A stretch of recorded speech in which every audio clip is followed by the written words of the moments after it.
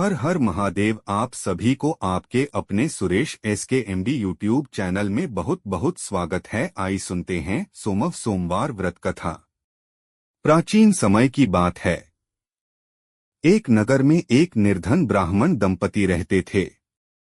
वे दोनों अत्यंत श्रद्धालु थे और मन से भगवान शिव की भक्ति करते थे।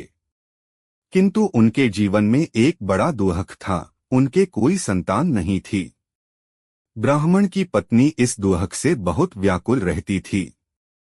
वह प्रतिदिन शिवलिंग पर जल चढ़ाती, दीप जलाती और संतान प्राप्ति की प्रार्थना करती।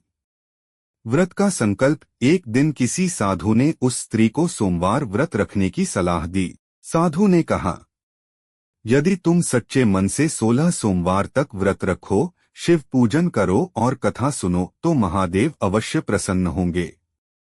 उस दिन से ब्राह्मण की पत्नी ने व्रत का संकल्प लिया। हर सोमवार वह प्रातः स्नान कर स्वच्छ वस्त्र पहनती, शिवलिंग पर जल, बेलपत्र, धतूरा और भस्म अर्पित करती। दिन भर उपवास रखती और संध्या समय कथा सुनती। व्रत की परीक्षा। कुछ महीनों बाद ब्राह्मण की आर्थिक स्थिति और खराब हो गई। घर में अन्न तक नहीं बचा। एक सोमवार को ब्राह्मण की पत्नी बहुत कमजोर हो गई, फिर भी उसने व्रत नहीं तोड़ा। उस रात उसने स्वप्न में शिवजी को देखा। शिवजी ने कहा, हे देवी, तुम्हारी भक्ति और धैर्य से मैं अत्यंत प्रसन्न हूँ। शीघ्र ही तुम्हारा कष्ट दूर होगा। शिव कृपा। कुछ समय बाद ब्राह्मण को एक अच्छे यजमान के यहाँ पूजा का अवसर मिला। उन्हें भरपूर धन और अन्न प्राप्त हुआ। घर में सुख समृद्धि लौट आई। कुछ ही महीनों में ब्राह्मण की पत्नी गर्भवती हुई। पूरे नगर में आनंद छा गया। समय आने पर उसने एक तेजस्वी पुत्र को जन्म दिया। भूल और दंड।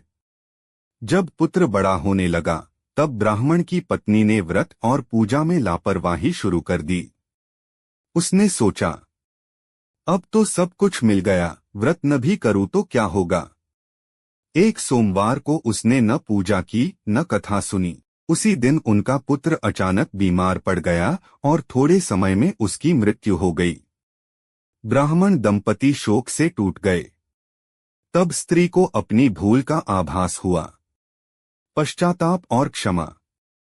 उसने पुनः सोमवार व्रत आरंभ किया, सच्चे मन से क्षमा मांगी।